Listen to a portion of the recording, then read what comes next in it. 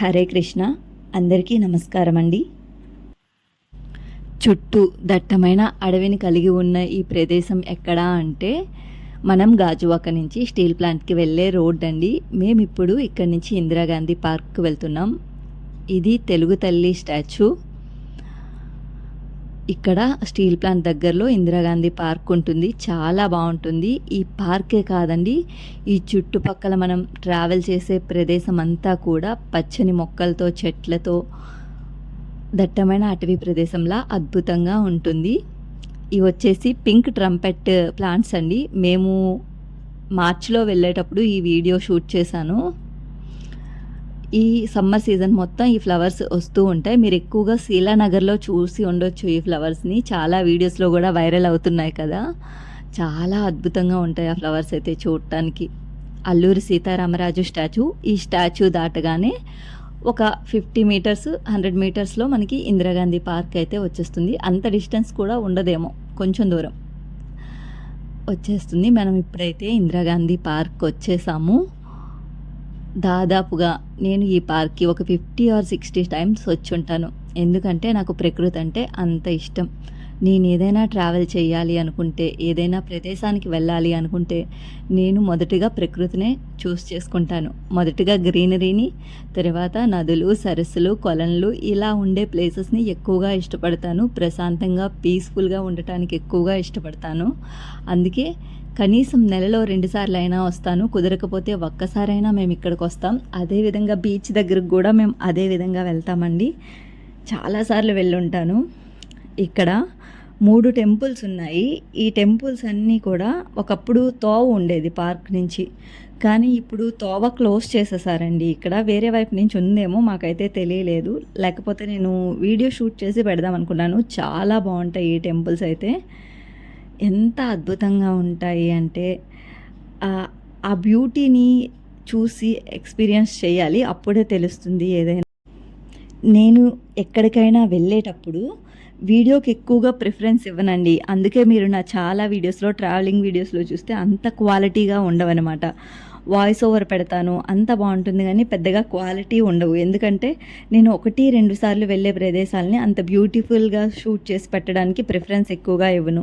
First నేను అక్కడికి వెళ్ళాక అక్కడున్న బ్యూటీని నేను ఎంజాయ్ చేయడానికి చూస్తాను. వీడియోస్కి, ఫోన్కి కాస్త దూరంగా ఉంటానన్నమాట. అందుకని చెప్పే క్వాలిటీగా షూట్ చేయలేను. అదే దాదాపుగా చాలాసార్లు వెళ్ళిన ప్లేసెస్ అయితే కొంతవరకు షూట్ చేయడానికి ప్రయత్నిస్తాను. ఇక్కడ చూసారా, మా హనీ కూడా క్రికెట్ ఆడేస్తుంది. కాసేపు ఆడుతుంది, అలసిపోతుంది, పడుకుంటుంది, మళ్ళీ లేస్తుంది, మళ్ళీ ఆడుతుంది. దాంతో ఎంజాయ్మెంట్ మామూలుగా ఉండదు అసలు. ఇప్పుడు నేను ఈ వీడియోలో పెడుతున్న క్లిప్స్ కూడా దాదాపుగా నేను ఒక 3-4 టైమ్స్ వెళ్ళేటప్పుడు షూట్ చేసిన వీడియోస్ అండి. ఒక్కసారే వెళ్ళేటప్పుడు షూట్ చేసిన వీడియోస్ అయితే కాదు. నేను అలా షూట్ చేయలేను కూడా బయటికి వెళ్ళేటప్పుడు. అక్కడ క్రికెట్ ఆడుతున్నది మా అక్క. నేనని మాత్రం అనుకోకండి, నాకు అస్సలు క్రికెట్ రాదు. అసలు నాకు క్రికెట్ ఆ గేమే అందం కాదు నాకు. వాలీబాల్, రింగ్ టెన్నిస్, కబడ్డీ ఇలాంటి గేమ్స్ అయితే నేను బాగా ఆడతాను. తొక్కుడు బిళ్ళ, ఒంగుదూకుళ్ళు, కోతి కొమ్మచ్చి, కర్రా బండ ఇలాంటి గేమ్స్ అయితే ఇంకా ఇంకా ఇంకా బాగా ఆడతాను. అవి అందరూ ఆడతారులేండి, నేను ఆడడం ఏంటి. చిన్నప్పటి నుంచి మన 90s కిడ్స్కి ఆ గేమ్స్ లేనిదే రోజు గడదు కదా. ఇక్కడ ఈ ప్లాంట్స్ చూసారా ఎంత బాగున్నాయో. లేత ఆకులు వచ్చేసి రెడ్ కలర్లో, ముదరగా ఉండే ఆకులు వచ్చేసి గ్రీన్ కలర్లో. చెట్టు మాత్రం చాలా అద్భుతంగా కనిపిస్తుంది. ఈ చెట్టు పేరైతే నాకు తెలీదు. మధ్యలో చూస్తే సూర్యాస్తమయం ఎంత అద్భుతంగా కనిపిస్తుందో కదా. ఈ చెట్టుకి ఏవో ఒక చిన్న చిన్న కాయలు ఉన్నాయండి. చిన్న చిన్న అంటే ఒక సపోటా పండు అంత కాయలు ఉన్నాయి. చూడటానికి అలానే ఉన్నాయి, కానీ కాదు, కొంచెం రెడ్ అండ్ గ్రీన్ షేడ్లో ఉన్నాయి. పండుగ అయ్యేసరికి రెడ్గా ఉంటున్నాయి, కాయగా ఉండేటప్పుడు కాస్త గ్రీన్గా ఉంటున్నాయి. మీకు ఆ కాయలు చూపిస్తాను. మీకైతే ఈ చెట్టు ఏదో కింద కామెంట్ సెక్షన్లో తెలియజేయండి, మీకు కానీ ఈ చెట్టు పేరు తెలిస్తే. ఇవే అండి ఆ కాయలు. పళ్ళు అయిపోయేవేమో రెడ్గా ఉన్నాయి, కొంచెం కాయల్లా ఉండేవేమో గ్రీన్గా ఉన్నాయి. కానీ తెంపేసి ఓపెన్ చేసి చూద్దాం అనుకున్నా, కానీ నాకు అందలేదు అవి. అప్పటికి నేను జూమ్ చేసి మరీ తీసాను వాటిని. మీలో ఎంతమంది నాలానే ప్రకృతిలో ఎక్కువ టైం స్పెండ్ చేయడానికి ఇష్టపడతారు? మీలో ఎంతమందికి ప్రకృతి అంటే చాలా చాలా ఇష్టం? కింద కామెంట్ సెక్షన్‌లో అయితే తెలియచేయండి. ఇక్కడ నేను ఒక ప్రాబ్లమ్‌ని అబ్జర్వ్ చేశానండి. అది ప్లాస్టిక్. ఇక్కడ అంటే ఈ పార్క్‌లో కాదు, రోడ్ జర్నీ, అటవీ ప్రదేశం మొత్తం ఎక్కడ పడితే అక్కడే ప్లాస్టిక్. మన చుట్టూ ఉండే ప్రదేశాలని ఎలాగో నాశనం చేసేసాం. మళ్ళీ అడవిని కూడా నాశనం చేయటానికి రెడీ అయిపోయాం.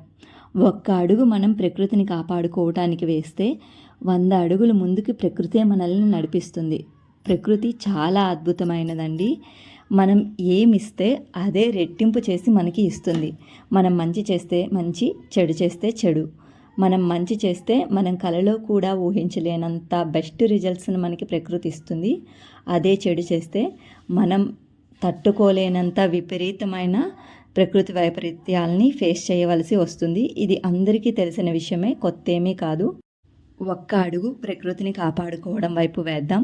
నా చిన్న రిక్వెస్ట్ అనుకోండి, ఆర్డర్ అనుకోండి, ఏమైనా అనుకోండి. ఈ పార్క్ గేట్ లోపలికి రాగానే ఎంట్రన్స్ అయితే ఈ విధంగా ఉంటుందండి. అందమైన రంగురంగు పూలతో నిండిపోయి చాలా అందంగా డెకరేషన్ అయితే చేశారు. పూల మొక్కలతోని చాలా చాలా అద్భుతంగా ఉంది. మీరు దగ్గరలో ఉండే వాళ్ళైతే ఈ స్టీల్ ప్లాంట్ ఈ ఏరియాస్లో మ్యాక్సిమం వైజాగ్లో ఉండే వాళ్ళైతే ఇక్కడికి వచ్చి విజిట్ చేయడానికి ట్రై చేయండి.